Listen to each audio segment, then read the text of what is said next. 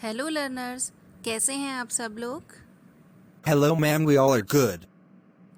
तो स्टूडेंट्स, आज जो टॉपिक हम पढ़ने वाले हैं वो है मूल्यांकन का वर्गीकरण मापे जाने वाले गुणों के आधार पर, जिसे हम कह सकते हैं classification of assessment on the basis of attribute measured. Ma'am. What are the attributes? Sameer, attributes का अर्थ होता है गुण, और मापे जाने वाले गुणों के आधार पर ही मूल्यांकन का जो वर्गीकरण किया गया है वही हमारा आज का टॉपिक है जिसे हम पढ़ने वाले हैं। अगर हम देखें कि मापे जाने वाले गुणों के आधार पर मूल्यांकन को किस में वर्गीकृत किया गया है, तो बेसिकली इसे 3 गुणों के आधार पर हम बांट सकते हैं। पहला है अचीवमेंट, जिसे हम उपलब्धि या निष्पत्ति कहते हैं। दूसरा है एप्टीट्यूड अर्थात अभिक्षमता, और तीसरा है एटीट्यूड अर्थात अभिवृत्ति। तो डियर स्टूडेंट्स, आज हम एक एक एट्रीब्यूट को जानेंगे और फिर ये समझेंगे कि उनको मापने के आधार पर मूल्यांकन को किस प्रकार वर्गीकृत किया है। तो सबसे पहले जो एट्रीब्यूट या जो गुण हम पढ़ने वाले हैं वो है अचीवमेंट, जिसे हम हिंदी में उपलब्धि या निष्पत्ति कहते हैं। Ma'am. The marks we achieve in exams, are they our achievement? हाँ समीर, एग्ज़ाम्स में स्टूडेंट्स के द्वारा प्राप्त किए गए मार्क्स को हम उपलब्धि कह सकते हैं। होता ये है कि किसी भी स्कूल में शिक्षण का कार्य बहुत ही सिस्टमैटिक ढंग से चलता है और हर एक टाइम ड्यूरेशन या एक पीरियोडिक इंटरवल के बाद टीचर ये जानने की कोशिश करते हैं कि उन्होंने जितना भी पढ़ाया है या लिखाया है उसमें स्टूडेंट्स ने कितना सीखा है, और बस इन्हीं सीखने की प्रक्रिया को या स्टूडेंट्स ने कितनी लर्निंग की है इसको जानने के लिए जो परीक्षण तैयार किए जाते हैं या जो टेस्ट तैयार किए जाते हैं उसे हम उपलब्धि परीक्षण कहते हैं।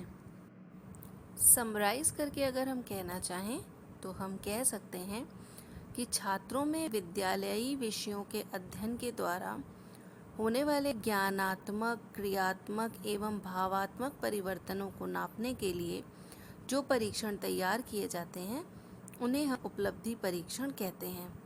और ये उपलब्धि परीक्षण 2 प्रकार के होते हैं। एक होता है शिक्षक द्वारा निर्मित परीक्षण और दूसरे होते हैं मानकीकृत परीक्षण।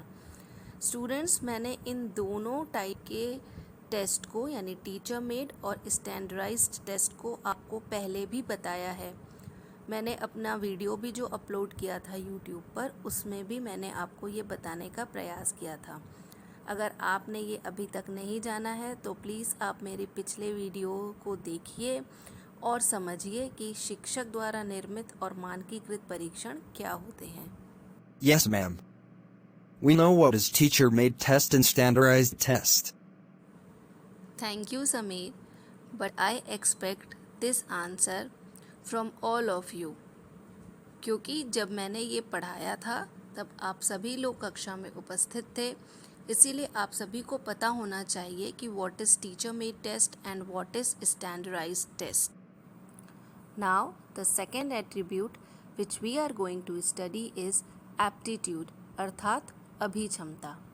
हर व्यक्ति में कुछ ऐसी बाय बर्थ योग्यताएं, क्षमताएं अथवा प्रतिभाएं होती हैं जो उसे भविष्य में किसी क्षेत्र विशेष में सफलता प्राप्त करने में सहायता प्रदान करती हैं, और जैसे ही इन एबिलिटीज़ को एक फेवरेबल क्लाइमेट या इन्वायरमेंट मिलता है ये और बेटर होने लगती हैं।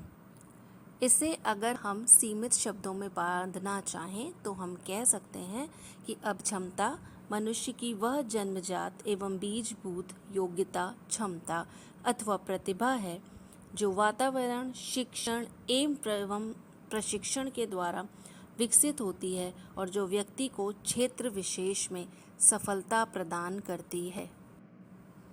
तो स्टूडेंट्स, हम कह सकते हैं कि अभिक्षमता वो योग्यता है जिसमें हेरिडिटी और इन्वायरमेंट दोनों का कंट्रीब्यूशन होता है, और जैसे जैसे एक बेटर इन्वायरमेंट, एजुकेशन और ट्रेनिंग मिलती है, वो बीजभूत योग्यता अर्थात अभिक्षमता और डेवलप होती है और व्यक्ति को उस पर्टिकुलर क्षेत्र में आगे बढ़ने के लिए प्रोत्साहित करती है।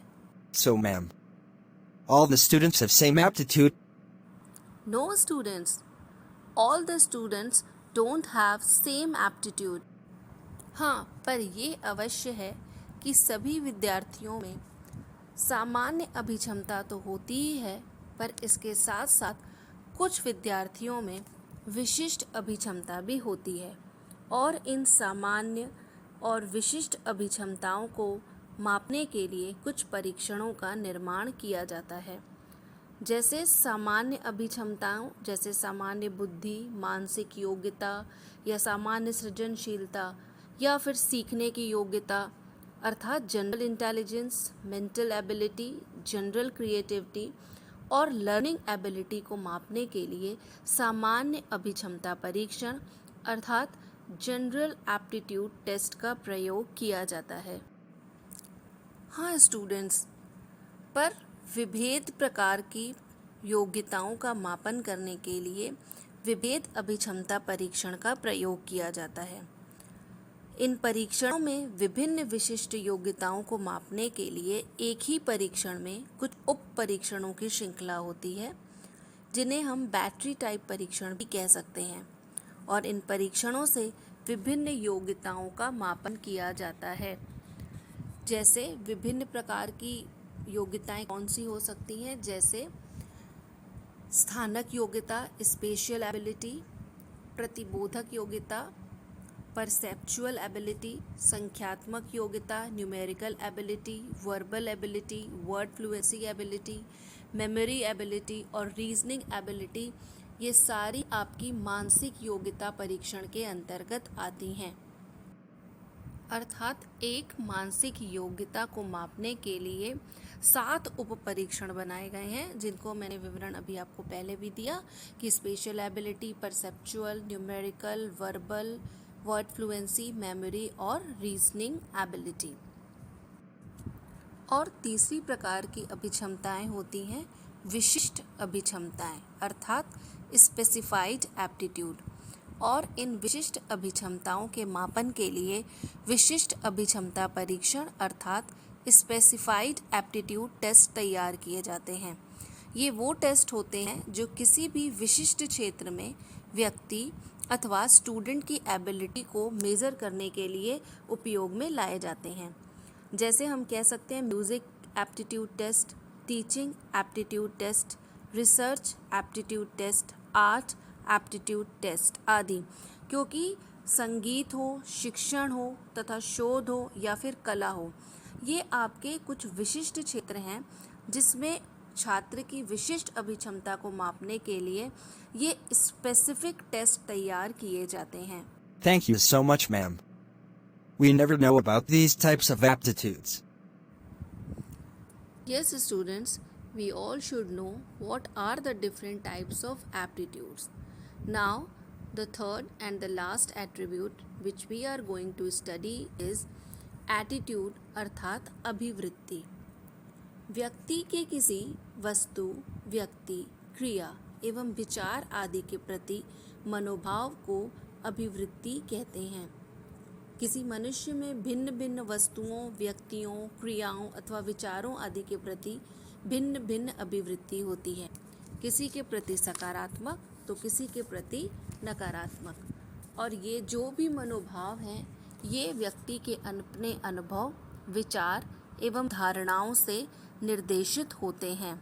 अर्थात यदि हमारा किसी के साथ सुखद अनुभव होता है तो हमारी उसके प्रति सकारात्मक अभिवृत्ति होती है, परंतु यदि किसी व्यक्ति के प्रति हमारा कोई दुखद अनुभव होता है तो हमारी अभिवृत्ति उसके प्रति नकारात्मक हो जाती है। अर्थात हमारे पर्सनल एक्सपीरियंसेस, थॉट्स और जो हमारी धारणाएं होती हैं वही हमारी अभिवृत्ति को निर्धारित करते हैं। अभिवृत्तियाँ 3 प्रकार की होती हैं, धनात्मक अभिवृत्ति, अर्थात जब कोई व्यक्ति किसी वस्तु, व्यक्ति, क्रिया अथवा विचार आदि को पसंद करता है, स्वीकार करता है और उसके प्रति आकर्षित होता है, तो हम उसे धनात्मक अभिवृत्ति कहते हैं।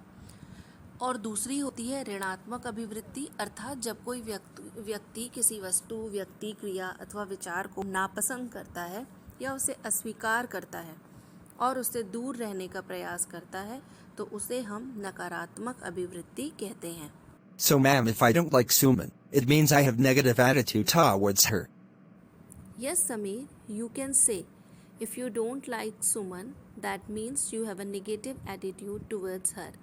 पर प्रश्न ये है कि तुम्हारी अभिवृत्ति सुमन के प्रति नकारात्मक क्यों है? क्या सुमन ने तुम्हारे साथ कभी कोई गलत व्यवहार किया या तुम्हारा सुमन के साथ कोई दुखद अनुभव रहा? इसलिए तो कभी भी अगर हमारी किसी के प्रति सकारात्मक या नकारात्मक अभिवृत्ति है, तो उसके प्रति हमारे अनुभव, विचार और धारणाओं का प्रभाव होता है, जिसकी वजह से हमारी किसी के भी प्रति अभिवृत्ति का निर्माण होता है। It sounds very interesting. How do we measure attitude, ma'am? Yes Sameer, ये बहुत इंटरेस्टिंग है।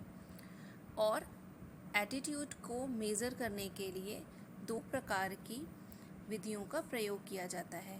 पहली होती हैं व्यवहारिक विधियां अर्थात बिहेवियरल टेक्निक्स, और दूसरी होती हैं मनोवैज्ञानिक विधियां अर्थात साइकोलॉजिकल टेक्निक्स। व्यवहारिक विधियों के अंतर्गत 2 प्रकार की विधियां आती हैं। पहली प्रत्यक्ष अवलोकन विधि अर्थात डायरेक्ट मेथड ऑफ ऑब्जर्वेशन, दूसरी प्रत्यक्ष प्रश्न विधि अर्थात डायरेक्ट मेथड ऑफ क्वेश्चनिंग। इसके साथ ही साथ साइकोलॉजिकल टेक्निक्स में बहुत सारी टेक्निक्स हैं जो यूज़ होती हैं, पर जो सबसे प्रसिद्ध हैं और जो सर्वाधिक यूज़ होती हैं वो है थर्स्टन की युग्म तुलना विधि अर्थात थर्स्टन्स मेथड ऑफ पेयर्ड कंपैरिजन। दूसरी पॉपुलर और सबसे ज़्यादा यूज़ की जाने वाली साइकोलॉजिकल मेथड है लिकर्ट योग निर्धारण विधि अर्थात लिकर्ट मेथड ऑफ समेटेड रेटिंग। इस प्रकार हम कह सकते हैं कि एटीट्यूड को मेजर करने के लिए behavioural as well as psychological techniques can be used. Psychological techniques बहुत सारी हैं, पर सबसे ज़्यादा प्रसिद्ध और सबसे ज़्यादा यूज़ की जाने वाली थर्स्टन और लिकर्ट की मेथड्स हैं। Thank you, ma'am. Today's class is very interesting. Okay, students, that's good that you all found this class very interesting. Now, you all have to submit an assignment. You all have to write an answer. What is the difference between aptitude and attitude? आप सभी को एक प्रश्न का उत्तर देना है और प्रश्न है अभिवृत्ति तथा अभिक्षमता में क्या अंतर है। आप सभी लोग इन दोनों टर्म्स के बीच में जो डिफरेंस है, कम से कम 2 डिफरेंस आप लिखेंगे ताकि ये पता चल सके कि आपको ये क्लास कितनी इंटरेस्टिंग लगी और आपको ये दोनों टर्म्स कितनी अच्छी तरह से समझ में आए। Okay students, have blessed day ahead. Good day. Thank you, ma'am, for such a wonderful class.